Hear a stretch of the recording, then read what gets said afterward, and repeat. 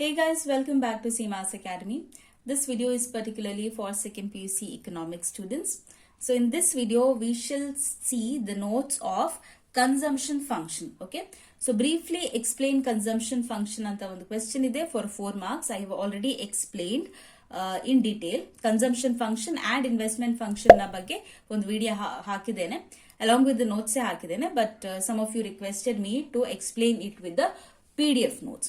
So that is why I'm making a video about consumption function with the notes. Alright. Very simple topic idu. Yen kashta illa. Very simple. See, what is consumption? ಇಲ್ಲಿ consumption ಅಂತ ಹೇಳಿದ್ರೆ ನಾವು ತಿನ್ನುವಂತಹ ವಸ್ತುಗಳು ಮಾತ್ರ ಅಲ್ಲ, what ever V consume ಅಂದ್ರೆ ನಾವು ಬಳಸುವಂತಹ ಯಾವುದೇ ವಸ್ತುಗಳಿರ್ಬೋದು. It may be soaps, toothpaste or furnitures that we get for our home. TVs ಗಳನ್ನ ಪರ್ಚೇಸ್ ಮಾಡ್ತೇವೆ, ಡ್ರೆಸ್ ಪರ್ಚೇಸ್ ಮಾಡ್ತೇವೆ. ಸೊ ಏನೆಲ್ಲ ನಾವು ನಮ್ಮ ಇನ್ಕಮ್ ನಿಂದ, ನಮ್ಮ ಆದಾಯದಿಂದ ನಾವು ಕೊಂಡುಕೊಳ್ತೇವೋ ಅದೆಲ್ಲವೂ ಕೂಡ ಕನ್ಸಂಪ್ಷನ್ ನ ಅಂಡರ್ ಅಲ್ಲಿ ಬರುತ್ತೆ. ಅಷ್ಟನ್ನ ಮೊದಲು ಅರ್ಥ ಮಾಡ್ಕೊಳ್ಳಿ. ಓಕೆನಾ? ಫೈನ್. ನಾವ್ what is this consumption function? ಏನ್ ಹೇಳುತ್ತೆ ಇದು consumption function? A consumption function describes the relation between consumption and income.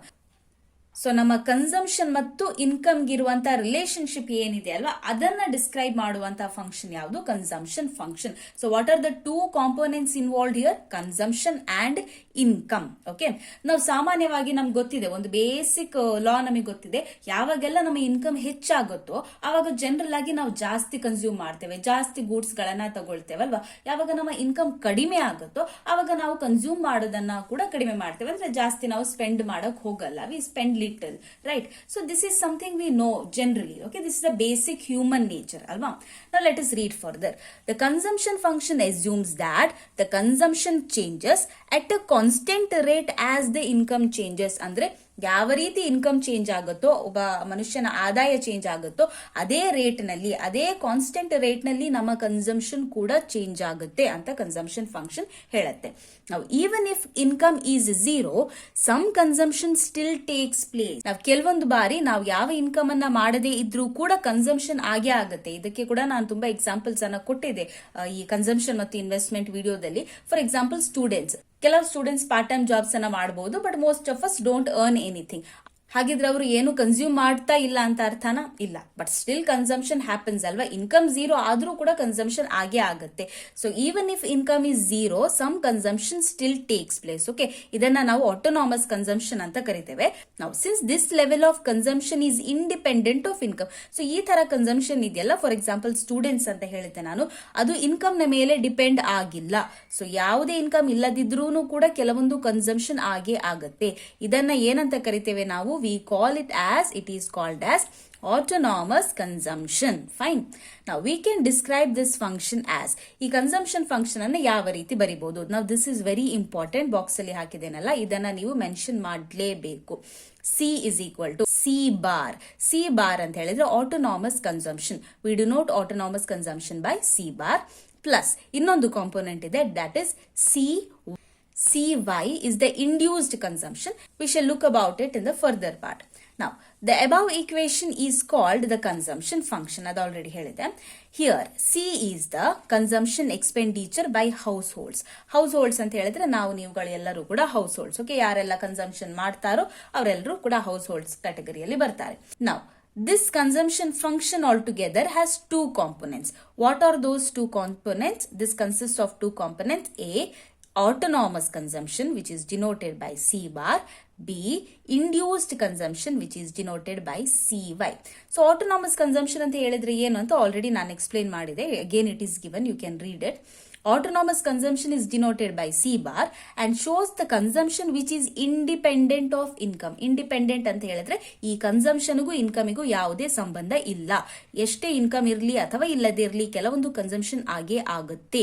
If consumption takes place even when income is zero, it is because of autonomous consumption. Okay, ನಾವು ಹಾಗಿದ್ರೆ induced consumption ಅಂತ ಹೇಳಿದ್ರೆ ಏನು? Autonomous ನಮ್ಗೆ ಗೊತ್ತಾಯ್ತು. C, induced consumption is denoted by CY and shows the dependence of consumption on income. So ಯಾವ consumption ನಮ್ಮ income ಅಥವಾ ಆದಾಯದ ಮೇಲೆ ಡಿಪೆಂಡ್ ಆಗಿರುತ್ತೋ ಅದನ್ನ ನಾವು ಇಂಡ್ಯೂಸ್ಡ್ ಕನ್ಸಂಪ್ಷನ್ ಅಂತ ಕರಿತೇವೆ. When income rises by ₹1, suppose example ಆಗಿ ತೆಗೆದುಕೊಳ್ಳೋಣ, ನಮ್ಮ ಇನ್ಕಮ್ ₹1 ಹೆಚ್ಚಾಯ್ತು ಅಂತ ಹೇಳುವಾಗ induced consumption rises by MPC. that is C, or the marginal propensity to consume.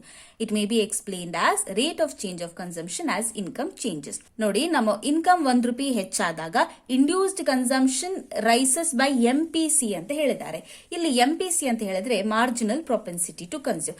Marginal propensity to consume ಅಂತ ಹೇಳಿದ್ರೆ ಹೆಚ್ಚೇನಿಲ್ಲ, ಇಟ್ ಈಸ್ ನಥಿಂಗ್ ಬಟ್ ನಮ್ಮ ಇನ್ಕಮ್ ಚೇಂಜ್ ಆದಾಗ ನಮ್ಮ ಕನ್ಸಂಪ್ಷನ್ ಯಾವ ರೇಟ್ ಅಲ್ಲಿ ಚೇಂಜ್ ಆಗುತ್ತೋ ಅದನ್ನ ಮಾರ್ಜಿನಲ್ ಪ್ರೊಪೆನ್ಸಿಟಿ ಟು ಕನ್ಸ್ಯೂಮ್ ಅಂತ ಹೇಳ್ತೇವೆ. Marginal propensity to consume formula ಏನು? Formula is delta C divided by delta Y. This is also equal to C. Marginal propensity to consume ಅನ್ನ we also denote it by the alphabet C. Okay, delta C ಅಂತ ಹೇಳಿದ್ರೆ change in, delta ಅಂತ ಹೇಳಿದ್ರೆ change. Okay, this triangle represents delta. Delta means change. Change in consumption divided by change in income. Now, when income changes, change in consumption, that is delta C, can never exceed the change in income delta Y. See, now this is very easily understandable. ₹1 income ಹೆಚ್ಚಾಗಿದೆ ಅಂತ ಹೇಳಿದ್ರೆ ಆ ₹1 ಅಷ್ಟೇ ನೀವು extra consume ಮಾಡಬಹುದು, ಅಥವಾ ಅಷ್ಟು spending ಮಾಡಬಹುದು ಹೊರತು ಅದಕ್ಕಿಂತ ಹೆಚ್ಚು ₹1 ಹೆಚ್ಚು ನಾವು ಸ್ಪೆಂಡ್ ಮಾಡುವ ಹಾಗಿಲ್ಲ. ಯಾಕೆಂದ್ರೆ ಇನ್ಕಮ್ ರೈಸ್ ಆದದೇ ₹1 ಅಷ್ಟು ಅಲ್ವಾ? ಅದನ್ನೇ ಇಲ್ಲಿ ಸೆಂಟೆನ್ಸ್ ಅಲ್ಲಿ ಹೇಳಿದ್ದಾರೆ, when income changes, change in consumption can never exceed the change in income. ಎಷ್ಟು ಇನ್ಕಮ್ ಚೇಂಜ್ ಆಗಿದೆ ಅಷ್ಟು ಮಾತ್ರ ನಾವು ಕನ್ಸಂಪ್ಷನ್ ಅನ್ನ ಕೂಡ ಚೇಂಜ್ ಮಾಡಬಹುದು, ಅದಕ್ಕಿಂತ ಹೆಚ್ಚು ಚೇಂಜ್ ಮಾಡಕ್ಕೆ ಸಾಧ್ಯ ಇಲ್ಲ. It is not possible, right? As a result what happens, MPC ಇದೆಯಲ್ವಾ, this formula MPC lies between 0 and 1. The maximum value which C can take is 1. So marginal propensity to consume ಯಾವತ್ತಿದ್ರೂ it will be the value between 0 and 1. 1 ಕಿಂತ ಹೆಚ್ಚು ಇರಲ್ಲ, 0 ಕಿಂತ ಕಡಿಮೆನೂ ಇರಲ್ಲ. ಯಾಕೆ ಈ MPC value 0 ಮತ್ತು 1 ನಡುವೆನೇ ಇರುತ್ತೆ, ಅದಕ್ಕಿಂತ 1 ಕಿಂತ ಹೆಚ್ಚಾಗಲ್ಲ ಅಥವಾ 0 ಕಿಂತ ಕಡಿಮೆ ಆಗಲ್ಲ ಅನ್ನೋದಕ್ಕೆ ನಿಮ್ಗೆ ಎಕ್ಸಾಂಪಲ್ ಬೇಕಿದ್ರೆ take out your calculator and try this exercise. ಏನ್ ಹೇಳಿದೆ, ಇಲ್ಲಿ ಇನ್ಕಮ್ ರೈಸಸ್ ಬೈ ₹1 ಅಲ್ವಾ? ಇನ್ಕಮ್ ಅಂದ್ರೆ ಇಲ್ಲಿ Y is the income. So ಇಲ್ಲಿ ಡಿನಾಮಿನೇಟರ್ ಅಲ್ಲಿ 1 ಅಂತ ಹಾಕೊಳ್ಳಿ. ಫೈನ್. ಡೆಲ್ಟಾ ಸಿ ಅಂದ್ರೆ ಕನ್ಸಂಪ್ಷನ್ ಎಷ್ಟರ ಮಟ್ಟಿಗೆ ಚೇಂಜ್ ಆಗ್ಬಹುದು? ₹1 ಹೆಚ್ಚಾಗಿದೆ ಅಂತ ಹೇಳಿದ್ರೆ ಹೆಚ್ಚಂದ್ರೆ ₹1 ಖರ್ಚು ಮಾಡಬಹುದು ಅಲ್ವಾ? ಅದಕ್ಕಿಂತ ಹೆಚ್ಚು ಖರ್ಚು ಮಾಡಕ್ ಸಾಧ್ಯ ಇಲ್ಲ, ಯಾಕಂದ್ರೆ ಹೆಚ್ಚಾದದ್ದೇ ₹1, ರೈಟ್? ಆದ್ರೆ ಯು ಕ್ಯಾನ್ ಸ್ಪೆಂಡ್ ಲೆಸ್. ₹1ಕಿಂತ ಕಡಿಮೆ ಸ್ಪೆಂಡ್ ಮಾಡಬಹುದು. 0.9, 0.8, 0.7, 0.6. ಸೊ ಈ ತರ ಸ್ಪೆಂಡ್ ಮಾಡಬಹುದು, ಅಥವಾ 0ನು ಸ್ಪೆಂಡ್ ಮಾಡಬಹುದು. ಆ ₹1 ಹೆಚ್ಚಾಗಿದೆ ಅದನ್ನ ಏನು ಸ್ಪೆಂಡ್ ಮಾಡದೆ ಹಾಗೆ ಇಟ್ಕೊಳ್ಬಹುದು. That is change in consumption. So ಈ ನ್ಯೂಮರೇಟರ್ ನಲ್ಲಿ ನೀವು ಹಾಕುವಂತ ವ್ಯಾಲ್ಯೂ 0 ಇಂದ 1 ಒಳಗಡೆ ಇರುತ್ತೆ ಆಬ್ವಿಯಸ್ಲಿ ಅಲ್ವಾ? ಆದ್ರೆ ಈ ಡಿನಾಮಿನೇಟರ್ ವ್ಯಾಲ್ಯೂ ಎಷ್ಟಿರತ್ತೆ, ಎಷ್ಟು ಇನ್ಕಮ್ ಚೇಂಜ್ ಆಗಿದೆ? ₹1 ಅಲ್ವಾ? ಸೊ 1 ಅಷ್ಟೇ ಇರುತ್ತೆ. ಸೊ ನೀವು ಬೇಕಿದ್ರೆ ಕ್ಯಾಲ್ಕುಲೇಟರ್ ಅಲ್ಲಿ ಮಾಡ್ತಾ ಹೋಗಿ. 0 ಡಿವೈಡೆಡ್ 1 ಬೈ 1 ಮಾಡಿ, 0.1 ಡಿವೈಡೆಡ್ ಬೈ 1 ಮಾಡಿ, 0.2 ಡಿವೈಡೆಡ್ ಬೈ 1 ಮಾಡಿ, ಫೈನಲ್ ಆಗಿ 1 ಡಿವೈಡೆಡ್ ಬೈ 1 ಮಾಡಿ ನೋಡಿ. ಸೊ 1 ಒಳಗೆ ಬರುವಂತಹ ಎಲ್ಲಾ ವ್ಯಾಲ್ಯೂಸ್ ಗಳನ್ನ ನೀವೆಲ್ಲಿ ತಗೊಂಡು ಡಿನಾಮಿನೇಟರ್ ಅಲ್ಲಿ 1 ಅಂತ ಇಟ್ಕೊಳ್ಳಿ.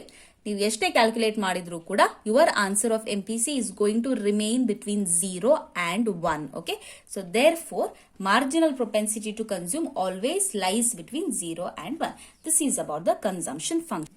Very simple topic. ಏನ್ ಬರಿಬೇಕು ನೀವು? ಕನ್ಸಂಪ್ಷನ್ ಫಂಕ್ಷನ್ ಏನನ್ನ ಹೇಳುತ್ತೆ, ಕನ್ಸಂಪ್ಷನ್ ಮತ್ತು ಇನ್ಕಮಿನ ರಿಲೇಶನ್ಶಿಪ್ ಅನ್ನ ಹೇಳುತ್ತೆ, ಅದನ್ನ ಬರಿಬೇಕು. ಆಟೋನಾಮಸ್ ಕನ್ಸಂಪ್ಷನ್ ಅಂತ ಹೇಳಿದ್ರೆ ಏನು ಅದನ್ನ ಬರೀರಿ. ಈ ಇಕ್ವೇಶನ್ ಇದೆಯಲ್ಲ ಕನ್ಸಂಪ್ಷನ್ ಫಂಕ್ಷನ್ ಇಕ್ವೇಶನ್, ಇದನ್ನ ಚೆನ್ನಾಗಿ ಹೈಲೈಟ್ ಮಾಡಿ ಬರೀರಿ. ನಂತರ 2 ಕಾಂಪೋನೆಂಟ್ಸ್ ಇದೆ ಈ ಇಕ್ವೇಶನ್ ಅಲ್ಲಿ, ಈ 2 ಕಾಂಪೋನೆಂಟ್ಸ್ ಯಾವುದು ಅದನ್ನ ಮೆನ್ಷನ್ ಮಾಡಿ. Right the meaning of these 2 components. ನಂತರ ಮಾರ್ಜಿನಲ್ ಪ್ರೊಪೆನ್ಸಿಟಿ ಟು ಕನ್ಸ್ಯೂಮ್ ಅಂತ ಹೇಳಿದ್ರೆ ಏನು ಅದನ್ನ ಬರೀರಿ. ಫಾರ್ಮುಲಾ ಹಾಕಿ ಒಂದು ಎಕ್ಸಾಂಪಲ್ ಕೊಡಿ. Like for example the income rises by 1 ಅಂತ ಆ ಎಕ್ಸಾಂಪಲ್ ಅನ್ನ ಕೊಡಿರಿ. Finally you write that marginal propensity to consume always lies between 0 and 1. ಅಲ್ಲಿಗೆ ನಿಮ್ಮ ಕನ್ಸಂಪ್ಷನ್ ಫಂಕ್ಷನ್ ನ 4 ಮಾರ್ಕ್ಸ್ ನ ಪ್ರಶ್ನೆ ಮುಗ್ದು ಹೋಯ್ತು. So yes, that was all for today's video. Next video we shall make on the investment function. So ಇದೇ ರೀತಿ ನಿಮಗೆ ಹ್ಯಾಂಡ್ ರಿಟನ್ PDF ನೋಟ್ಸ್ ಬೇಕು ಅಂತ ಹೇಳಿದ್ರೆ ನೀವು ದಯವಿಟ್ಟು ಈ ವಾಟ್ಸ್ಆಪ್ ನಂಬರ್ ಇದೆಯಲ್ಲ ಇದಕ್ಕೆ ಕಾಂಟ್ಯಾಕ್ಟ್ ಮಾಡಿ. The price is 111,111 rupees. 3 PDF ಸಿಗುತ್ತೆ.